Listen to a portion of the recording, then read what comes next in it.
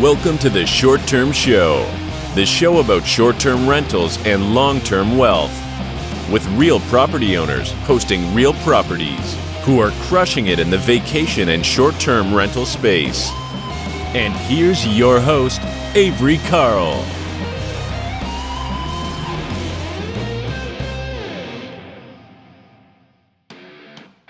This episode of the Short Term Show is brought to you by the Short Term Shop. 30-year fixed mortgages, tax benefits, and long-distance management training made easy are just a few of the perks of owning a short-term rental. The Short Term Shop can help you buy and learn how to manage your property from anywhere in the world. Just go to theshorttermshop.com and click Get Connected. Again, that's theshorttermshop.com, and we are brokered by EXP. See y'all over there. Hey guys, welcome back to another episode of the Short Term Show. Today, we have a really cool guest. This is not an advertisement, by the way. I'm not being paid to say this. A very long-time client of this man, Mr. Daniel Ramsey. He's the CEO and founder of My Outdesk, which is a company that helps you source virtual assistants. And I'll let Daniel take over from here. How's it going, Daniel? Oh, it's fantastic. I'm super excited to be here, and I love your show, actually. Oh, thank you so much. I appreciate you listening. Yeah. Yeah. So tell us a little bit about yourself and My Outdesk. Sure. So I'm a real estate guy, and I actually own hotels. I'm in the hospitality game as well. And, I needed leverage in my life. And so back in 2007, I hired my first virtual assistant. And, I didn't know what I was doing, really. I was just like, I need help in my business, and I'm super busy. And that eventually turned into a business. And it's pretty insane because back then the 4-hour work week wasn't around.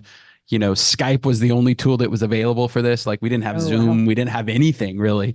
Forget about Asana or any of the cool tools that we have today.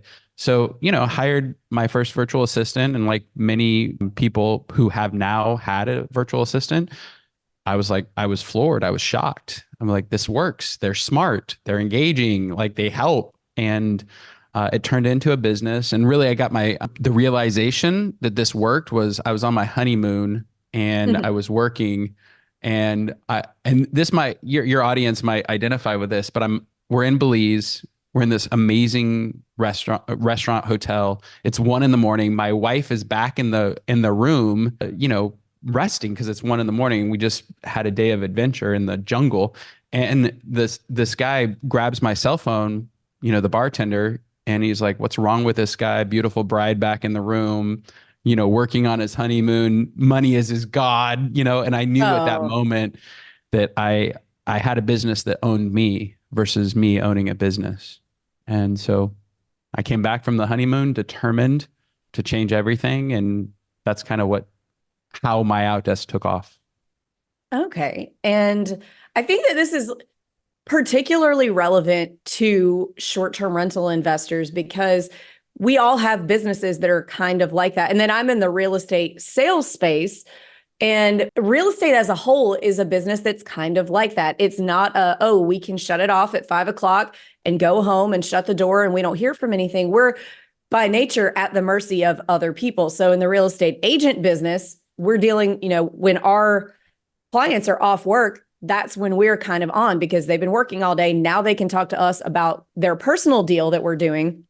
And same thing with owning short-term rentals. It's cool because it can be a 4-hour work week, but you don't really get to pick what 4 hours. You can go to the gym in the middle of the day if you want, or go get your kid out of school and take him to a matinee. I've done that myself, but it's going to interrupt your dinner at some point, or, something that you want to do. So having a virtual assistant, especially in this space, is really, really helpful. In addition to the fact that, I'm going to kiss my virtual assistant's ass, who's actually on this call producing this podcast right now. I was connected with her through My Outdesk. It's been about 4 years. And I talk to her more than my family. She can run this business. If I take off for a couple of days, she's got it under control. So I make jokes all the time that she's the real boss. But I think a lot of people, when they hear about virtual assistants, they're like, offshore, I don't know. I need to be able to, reach out and touch them. So what would be your answer to that, the whole virtual part of the virtual assistant. You know what I love? I was thinking about this because I knew you were going to ask some question like that, right? And it's winter right now. I'm a snowboarder, and my wife just actually went up to Tahoe, and she was like on black diamonds, and it's icy right now. We're about to get a huge storm, and she's like, "Yeah, it was icy, black diamonds. They were harder than normal." And I think delegation and running a business is kind of like a mountain, right? You've got the beginning routes that are super easy, then you have intermediate, and then you have black diamonds, which are experts. And so delegation kind of runs the gamut. Like you have people who are really great at delegation and really great at building businesses. Those are the black diamond expert entrepreneurs. And so when you ask that question is like, obviously you are in that black diamond category because your virtual assistant could run the business without you. Like that's the difference maker. And so, outsourcing or hiring a virtual assistant to do like, basic tasks, that's like a beginner, leverage. Like, hey, I need to change this shirt out, or I need you to, log on here and pull this data for me, or I need you to research that. That's like beginner stuff, like just task oriented delegation, which is super, super simple. Most entrepreneurs can handle that. The next level is project management or system and process management, which is like, a guest comes in, checks in, and you run your checklist, right? And you're servicing that guest throughout the entire life cycle of that guest stay in your property. That's a system or process. That's a project. So the next level of delegation is that world. Now, expert delegation is when you set a virtual assistant or really anybody in your world to hire or do an outcome, meaning, hey, we're going to build this business together. I need you to find customers for me.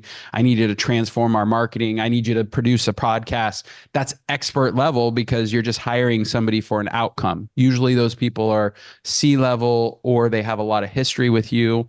And so delegation is it's just like anything else in life. There's beginners, there's intermediates, and there's experts. I totally agree with that. And I want to hear what your response to this is, because your virtual assistant is only ever going to be as good as the amount of time that you spend with them on training. So I know I've had a couple before Che, who I have now, and it didn't work because I didn't take the time to show them how to do things, because I was like, oh, I'm so busy. I don't have time to show you how to do this. Let me just do it.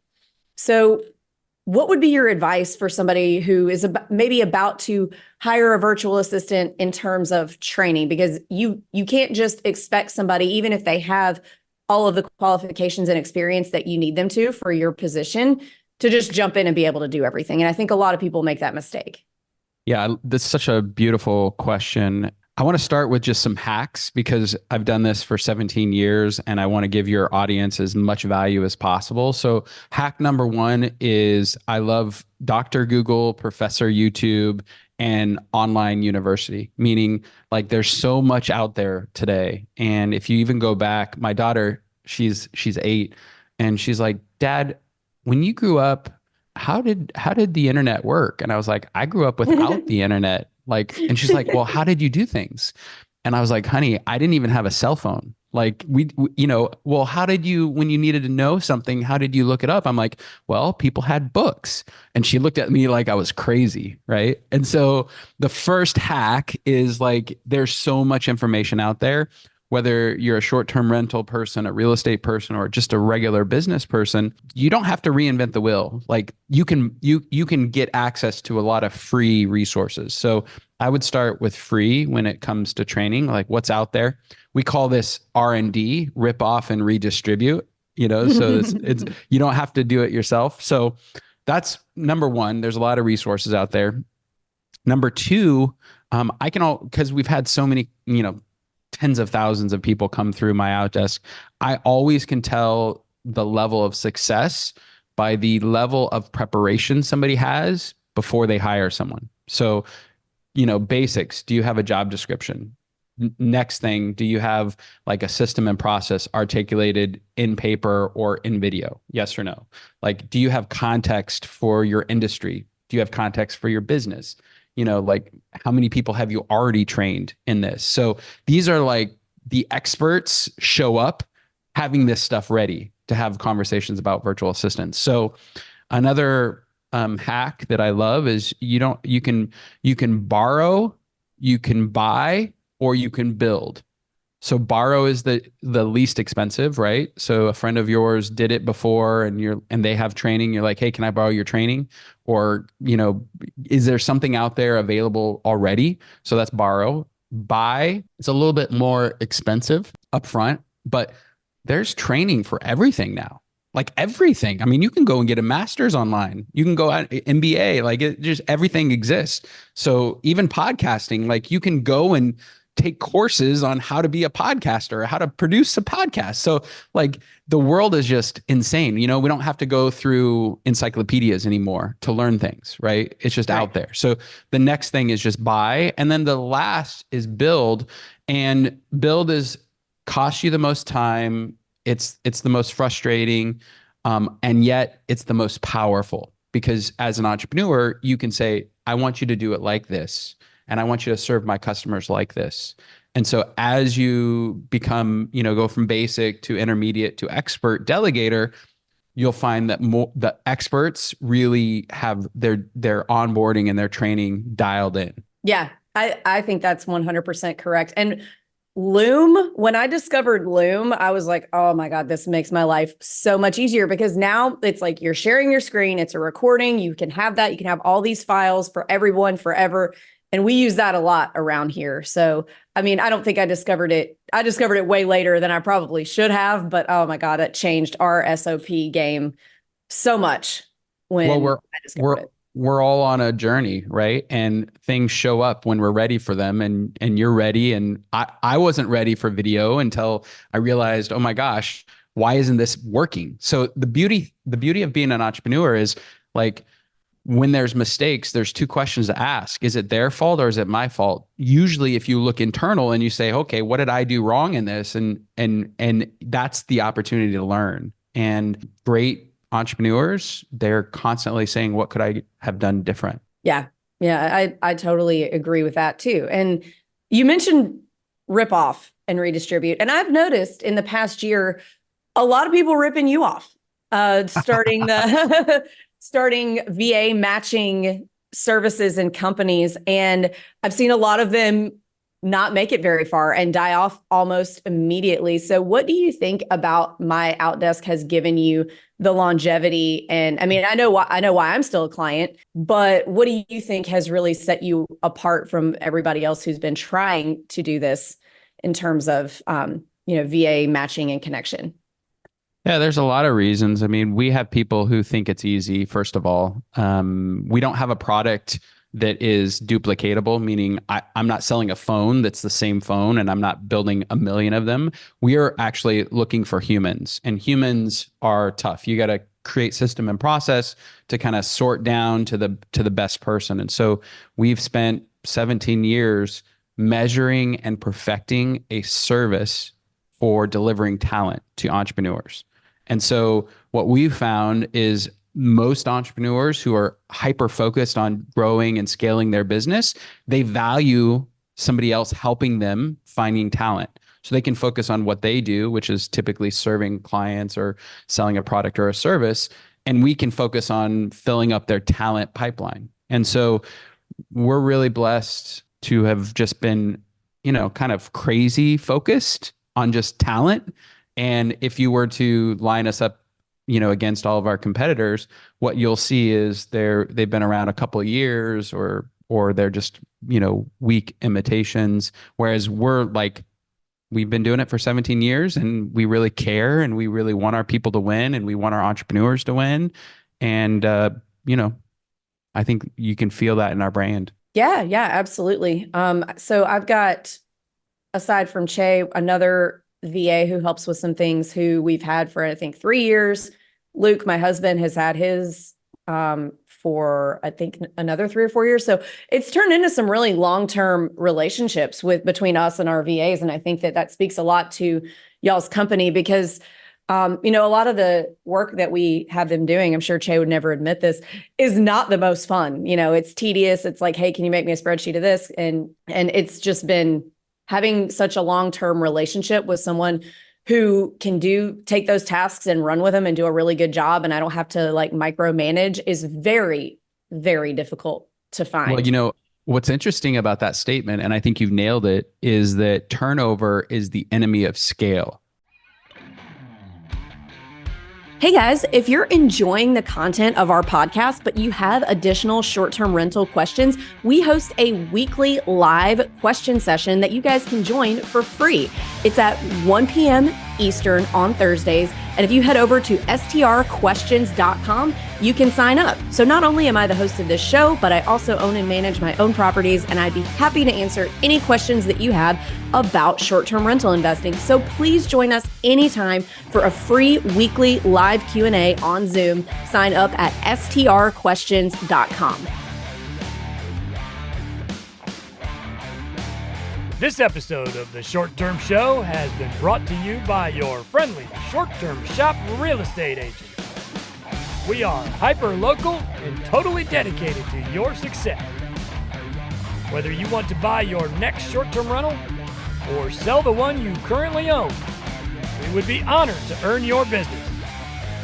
We are in all of the best vacation markets in America. Find us at theshorttermshop.com.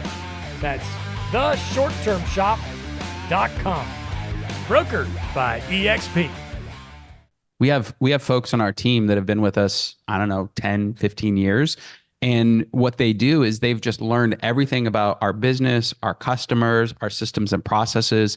So they're empowered to make decisions in a way that a brand new person who's maybe 10% less or 20% less just could never compete. And so what's interesting is, turnover is the enemy of scale, but longevity inside of your business when it comes to individual contributors and managers, that's what creates profits. And people just don't get that. Like it's hard to explain to a new entrepreneur or a new business person, hey, when you keep somebody 5 years, like that's going to help you drive 5 or 10% more profits in your business. And they're like, but I just want to save money. And so we're constantly having that battle with our customers of like, it's not about saving 5 or 10%. It's about creating, something special for your customers. And that comes with longevity of your employees. I agree with that too. And so along those same lines, what do you think are some other maybe steps to ensure, like when you're in the interview process or you're somebody who's like, okay, I think it's time for a VA, like, how do I know?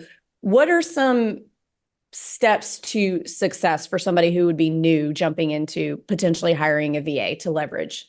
Yeah, my favorite thing, I interviewed somebody like 7, 8 years ago, and she had that exact same question. And she's super famous YouTuber now.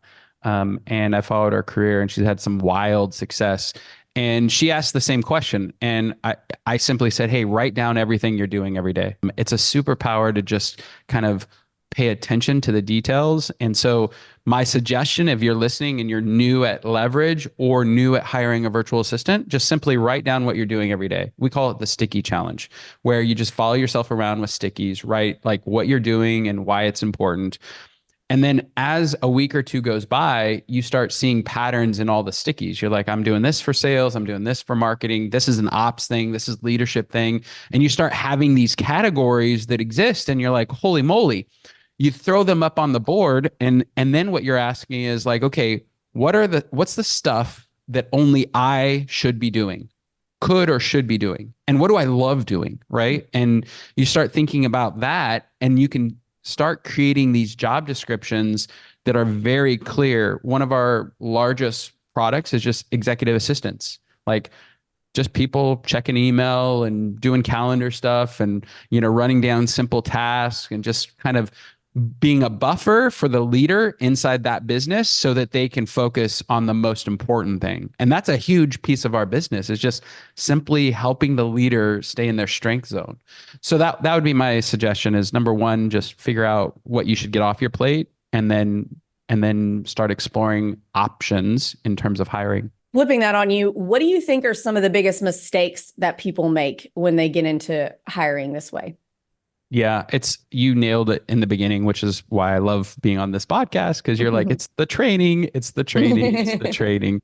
I like to tell people, like I've been in business 20 plus years, and I have context around real estate, construction, hospitality.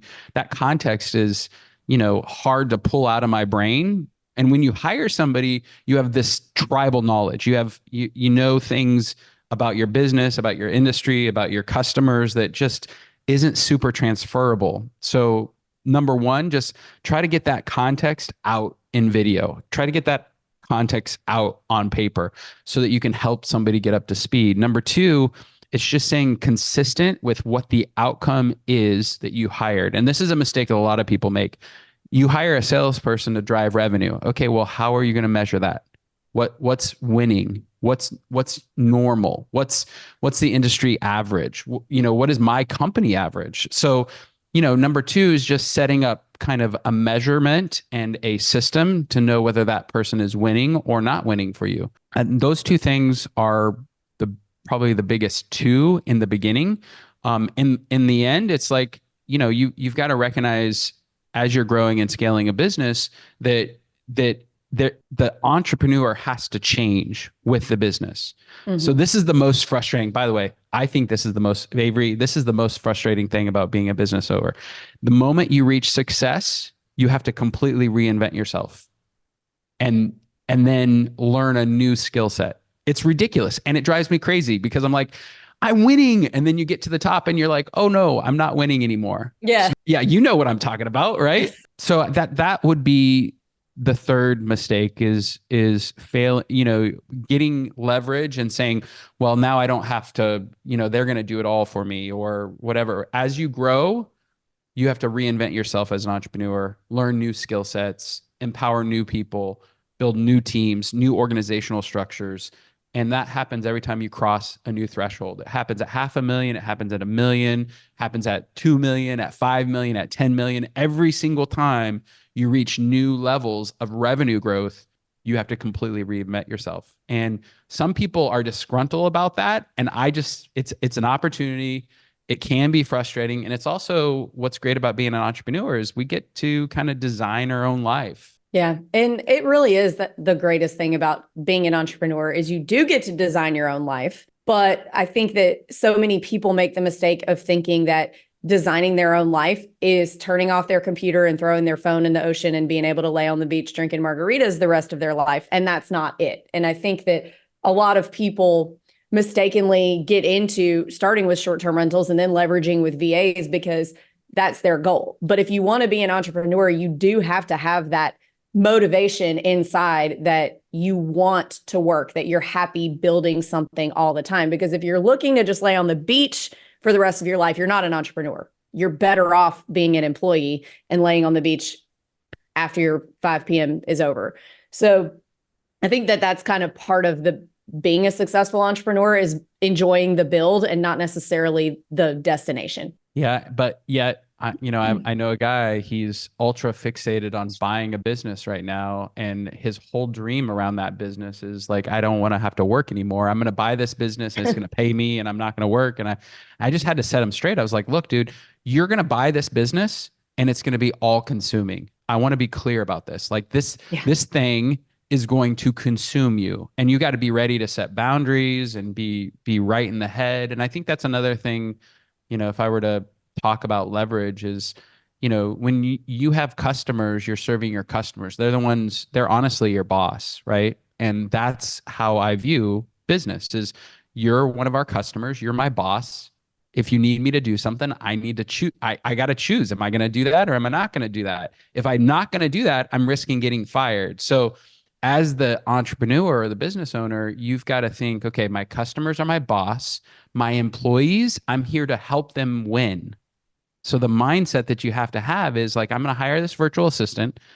I'm going to train them. I'm going to show them how to win in our system and process. And then I'm going to make sure that they're successful. Like it'll be my job to help them win and feel really good about winning. And that mindset the best of the best leaders, that's what they have. Not, I'm going to go sit on the beach. Yeah.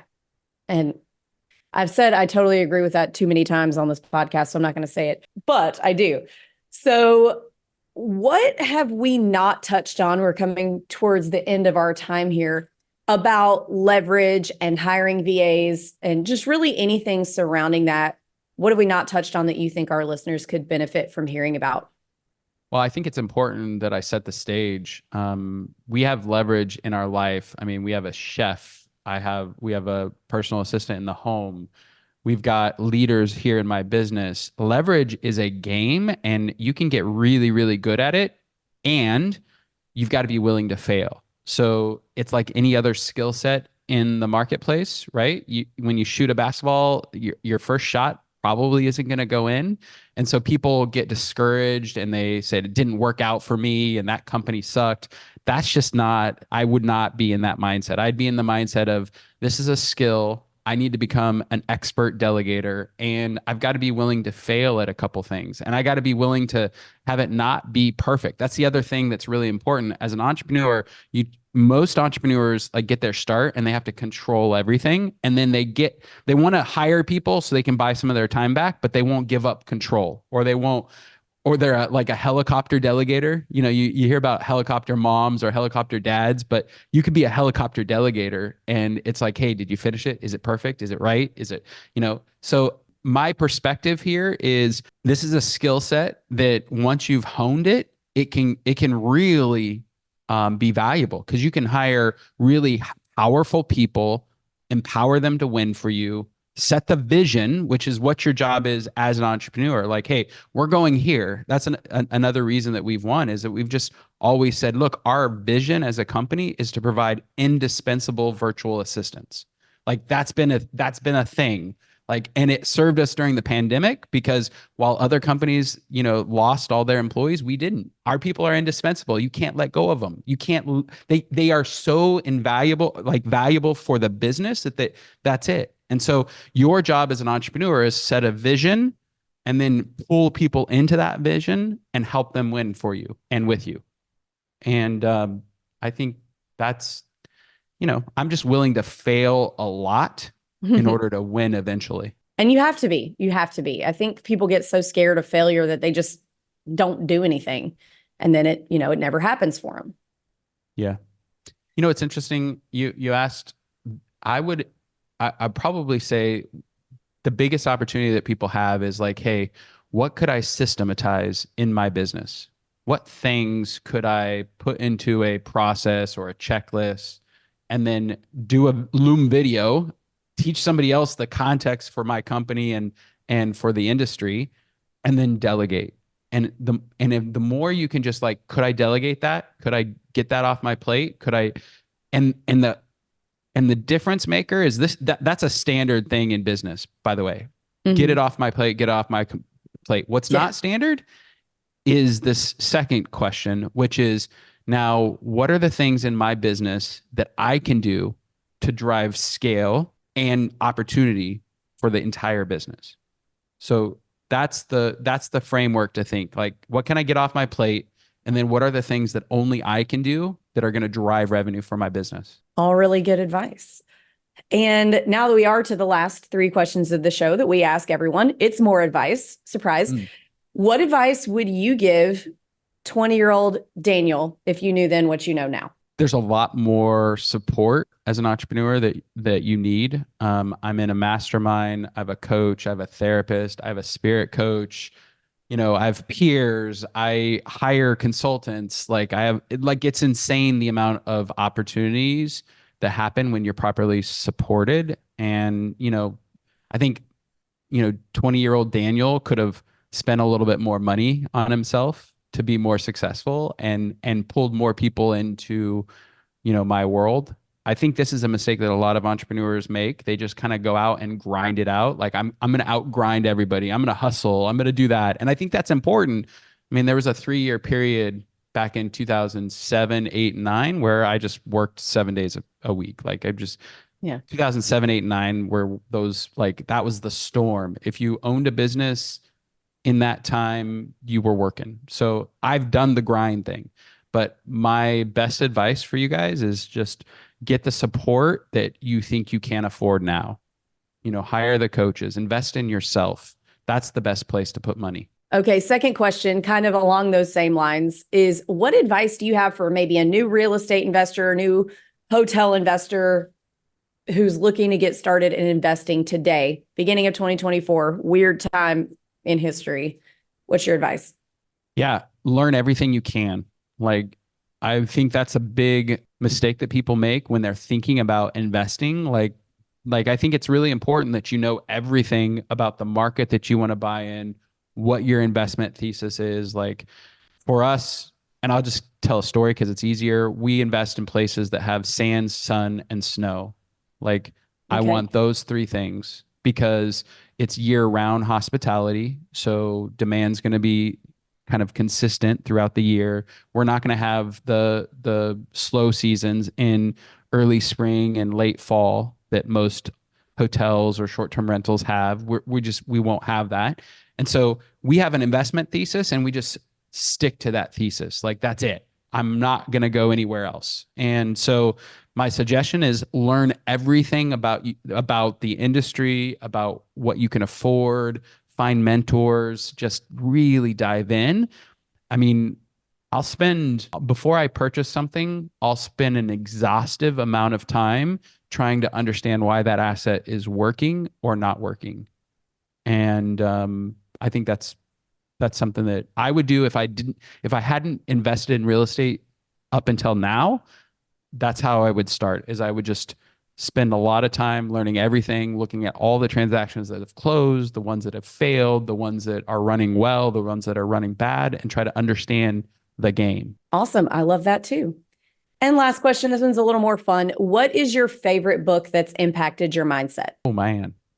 Some I mean, books I'm back like, there. I've got like 12 books that I love, but List them off. well, I have a whole video about them. Okay. But I'm going to narrow this down. Like I love morning routine. So the miracle morning for me is a big deal. I know a lot of people who hate the morning routine stuff and they just want to wake up and grind. I love it. I'm sitting in the sauna. I'm doing a meditation. I'm doing the cold plunge. I'm reading. I'm journaling every single day. That one thing, like this morning, I was thinking, like, these are the problems I need to solve inside of our businesses. These are challenges with different, leaders that I have running things for me. And so I'm in that time really trying to solve problems, move through things. And so I think Miracle Morning has been one of the bigger impact and changed who I am and how I lead. That is a good one. And a lot of people love to hate on that, but I agree. My husband and I both 4 a.m. we're up doing all that stuff. And it really does help. And I do start grinding pretty early, but that's just because I got to get some things done before the kids wake up.